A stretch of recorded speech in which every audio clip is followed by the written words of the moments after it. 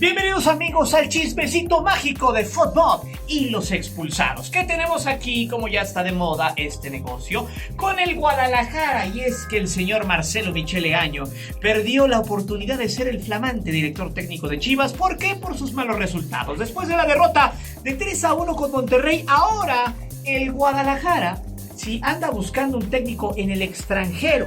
Y mucha gente cree que es Matías Almeida el primer candidato. ¿Pero qué dice la nota? Dice: el rebaño tomará una determinación definitiva en las próximas horas para conocer a su nuevo estratega, con quien tratarán de darle la vuelta a la página de esta situación adversa que atraviesa. El banquillo de Chivas se amplía de manera importante, siendo Matías Almeida el número uno de los candidatos, como casi siempre desde la Perla Tapatía buscan un entrenador. Por lo pronto, Ricardo Cadena será el hombre que asumirá la dirección técnica de manera interina. Así que, señoras y señores, parece ser que Matías Almeida es el candidato número uno de Guadalajara.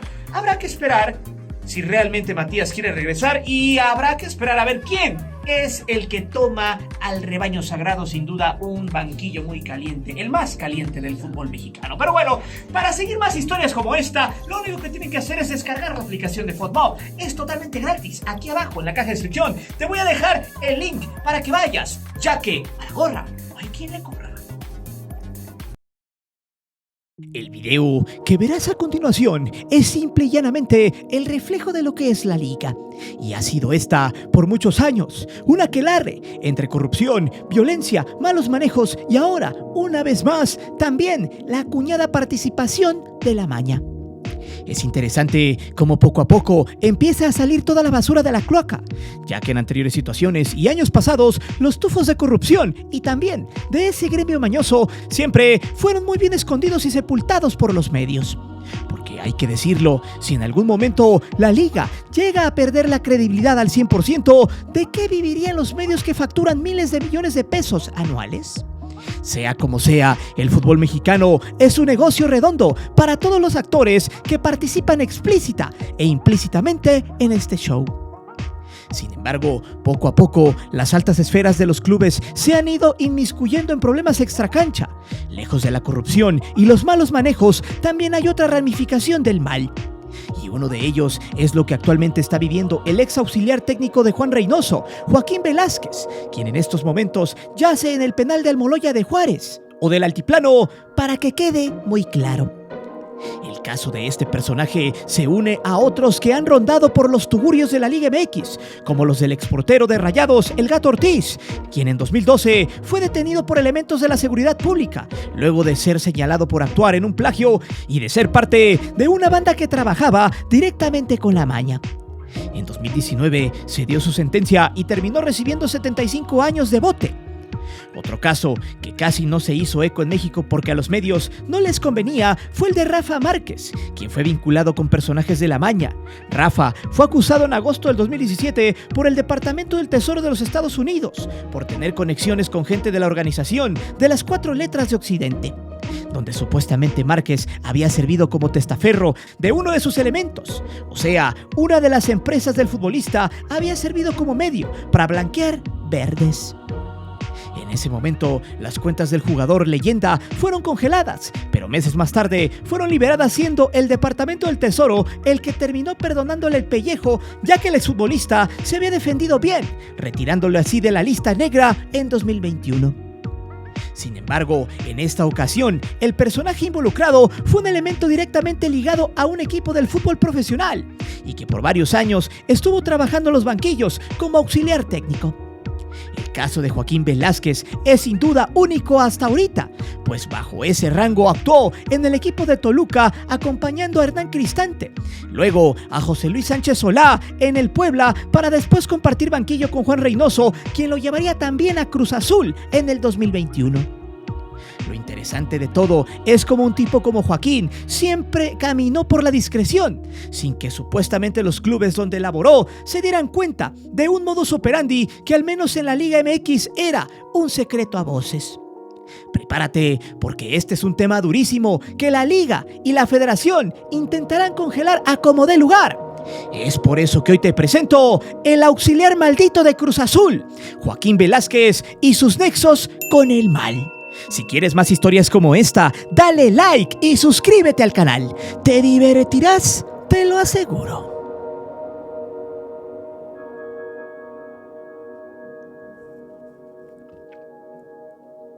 En el fútbol mexicano, la figura de un auxiliar técnico realmente no tiene tanto peso como la de los actores principales de la obra, como el director técnico o los jugadores.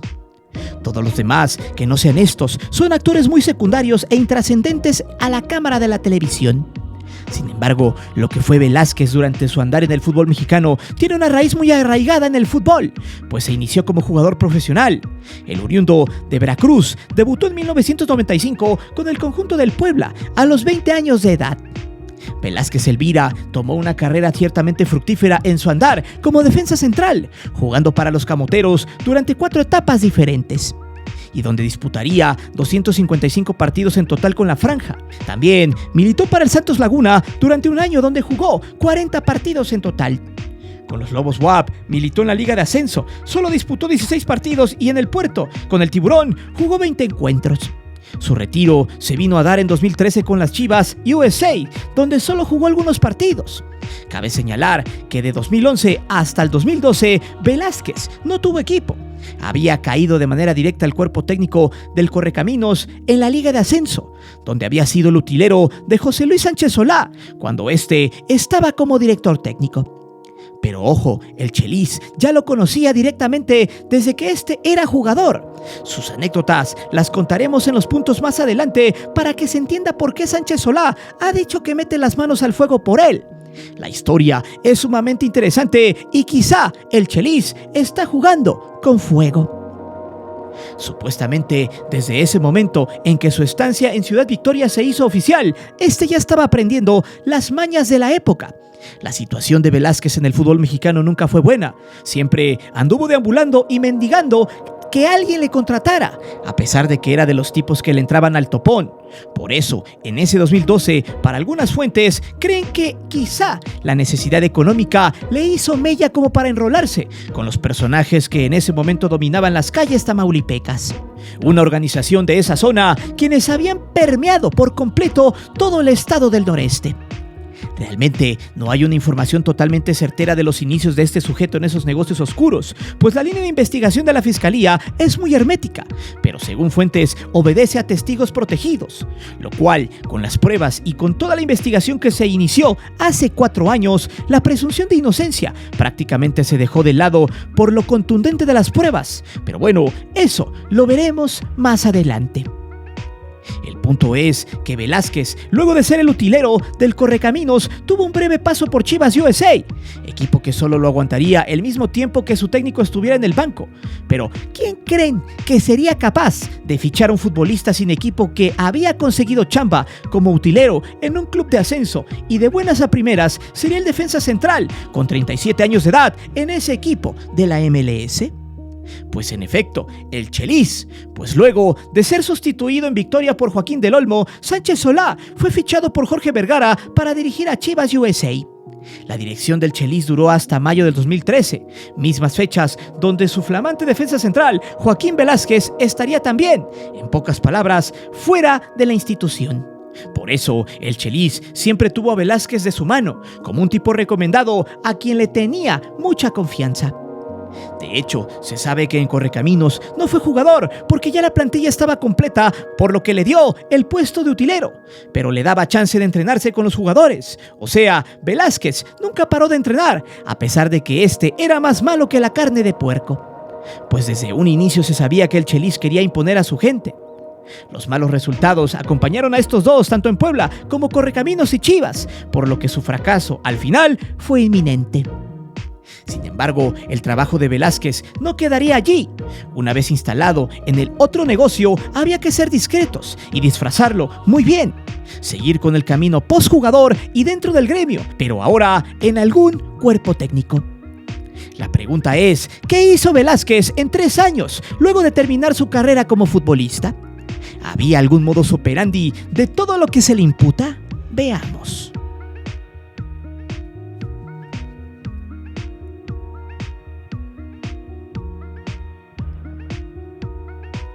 Es evidente que gracias al Chelis, Velázquez tuvo mucho crédito en el fútbol mexicano, en el ascenso, más que nada pues su relación se hizo muy estrecha en aquel ascenso del 2007 con el Puebla. Pero eso lo tocaremos en el siguiente punto. Aquí el problema es lo que hizo este sujeto de 2013 a 2016 y cómo es que llegó a ser parte del cuerpo técnico de Hernán Cristante y de escalar peldaños en ese rubro hasta llegar a Cruz Azul con el técnico Juan Reynoso, quien dicho sea de paso, ya es investigado por sus nexos con su auxiliar técnico. Durante todo ese tiempo, hablamos del 2013 al 2016, Joaquín no quiso salirse por completo del fútbol.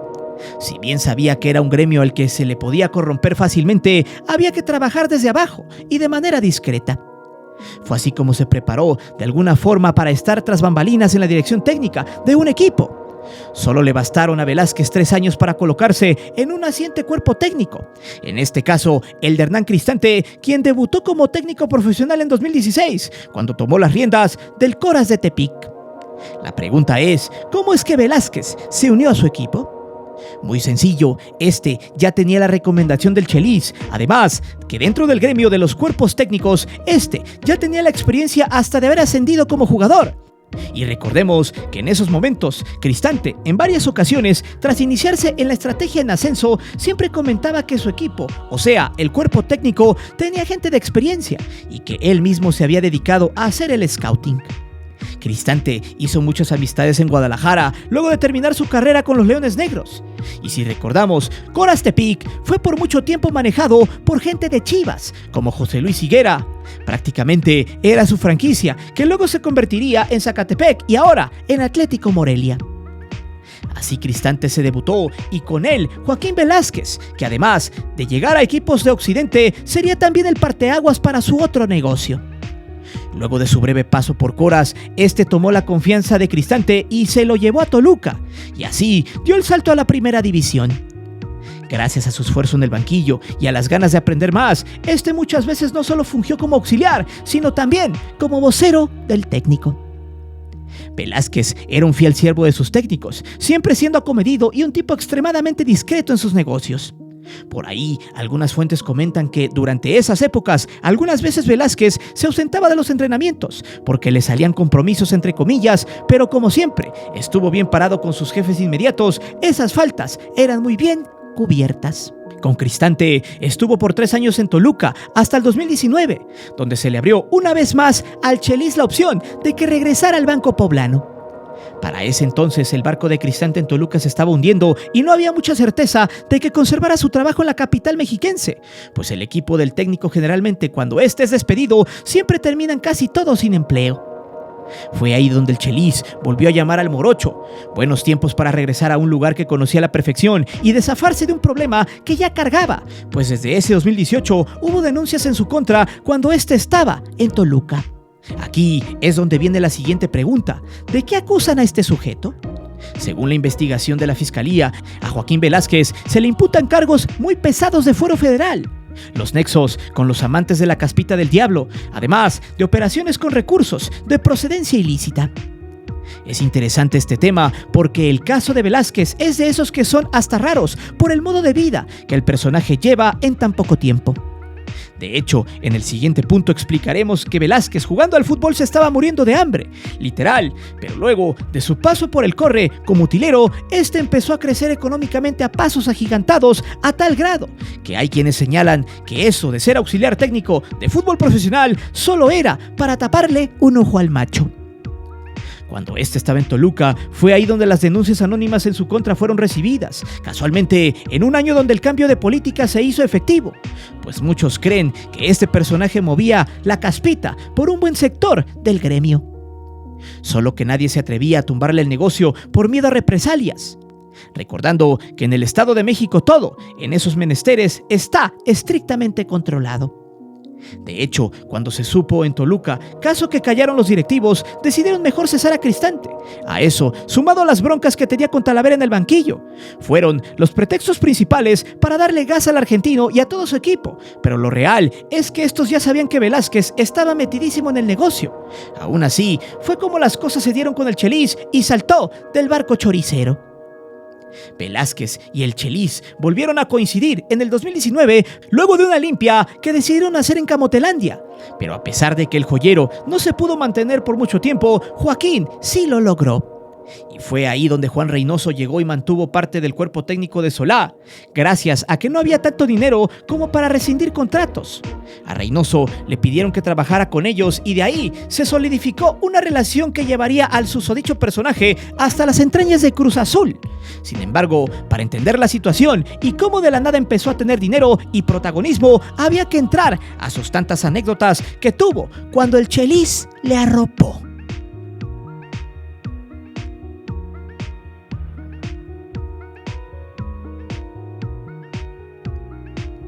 En tiempo donde los jefes de la mafia estaban más que estabilizados en México, muchas personas que también le hacían al negocio y se llevaban su tajada, el hecho de que muchas personas fueran carne de cañón tenían como mandato vivir como reyes aunque fuera por muy poco tiempo. Eran momentos muy oscuros en la sociedad mexicana. En 2012 todavía las cosas no pintaban bien. Y mucho antes de eso, la vida de Joaquín Velázquez tampoco rayaba en el éxito. Como lo mencionamos anteriormente, Velázquez fue el central por excelencia del Chelis, porque este le echaba ganas. Era un tipo que le ponía empeño en la cancha. Hay que decirlo, en Puebla conocían al Morocho como un tipo comprometido con los colores poblanos. Y fue uno de los que más lloró en aquel ascenso contra el Salamanca, por cómo llegó a las manos del Chelis. De ahí se volvió un personaje de todas las confianzas de Sánchez Solá, un tipo con hambre, pero que desgraciadamente no era tan técnico, y enmascaraba sus deficiencias en la defensa con la garra y el ímpetu para no verse tan mal. Hace más de 16 años existió una anécdota entre estos dos personajes. El Chelis empezaba la travesía de la Apertura 2006, torneo que a la postre sería campeón y obtendría su medio boleto para regresar al máximo circuito. Sin embargo, en el draft de ese verano previo al torneo, Velázquez estaba allí en Cancún. Este había terminado su contrato con los Lobos WAP y aprovechó que el Chelis había salido a tomar aire con un cigarro. Fue ahí donde el Morocho aprovechó y fue con su hijo y le pidió al técnico que le ofreciera un contrato por dos situaciones. Una, porque para él era difícil costear la vida de su niño de 2 años y que en ese momento estaba a nada de quedarse desempleado. A eso también agregó que su hijo deseaba que su padre saliera con la playera del Puebla en ese torneo, que era el sueño de su niño y que no importaba que le hicieran un contrato por lo mínimo de pago en el fútbol mexicano en ese momento. Por lo que el Chelis, quien siempre ha tenido corazón de pollo, aceptó la propuesta, pues este era defensa, tenía buen cuerpo y de alguna manera le servía para su esquema táctico, y qué mejor que le costara una ganga su servicio. El Chelis intercedería por el jugador, le diría a la directiva que lo necesitaba en su cuadro y que el contrato que recibiría sería por 5,000 pesos, que era lo mínimo que se pagaba en ese entonces en el fútbol. Velázquez le sufrió mucho, con familia y sin contrato, no le quedó más que jugársela. Gracias a eso, Solá lo puso a prueba y el central respondió. Puebla acabaría ese torneo en segundo lugar general con 33 unidades, empatado con Salamanca, quien por diferencia de goles se quedaría como líder. Fue así como estos dos clubes disputarían la gran final, la cual en sus 2 ediciones terminaría con un trepidante 3-3 en el global y que se iría hasta los penales, donde los poblanos derrotarían a los petroleros por 6-5. Desde ahí, Velázquez fue un tipo al cual le cayó muy bien al Chelis y este le daría la mano para que siguiera creciendo en el gremio futbolero y así fue. A donde quiera que el Chelis se paraba, el Morocho iba. Por eso, hace algunas horas, el Chelis, a través del canal ESPN donde ahora labora, argumentó que todo lo que dicen en contra de su pupilo es una mentira, que los medios no saben de lo que hablan. Sin embargo, el problema no es lo que los medios digan, sino que hay una investigación detrás, la cual ya está muy avanzada, que costó 4 años y la cual tiene las pruebas casi irrefutables de la participación de este sujeto en el movimiento de Caspita y de lavado de verdes con Clorox. Acciones que datan desde el 2012 y que son muy bien ejecutadas desde el 2014 hasta el 2018. Aquí es donde quizá entra el dicho y que aplica ese que dice: caras vemos, corazones no sabemos.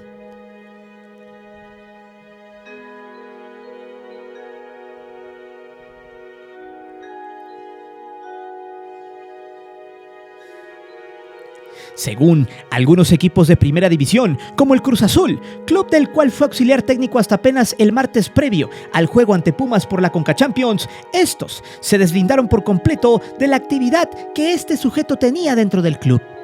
Pues más de un año había fungido como auxiliar técnico de Reynoso en la institución celeste.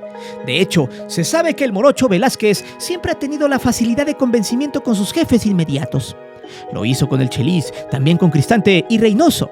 Lo peor es que nadie sabía a lo que también se dedicaba. Algo extraño para un tipo que fue de todas las confianzas de los personajes antes mencionados. Es interesante cómo este tipo de personajes, como los auxiliares técnicos, muchas veces son intrascendentes. Pues la forma en la que se dan cuenta de que este tipo está libre y tranquilo por las calles es gracias al juego que sostuvo Cruz Azul en Ciudad Universitaria, por el juego de ida en la CONCACHAMPIONS.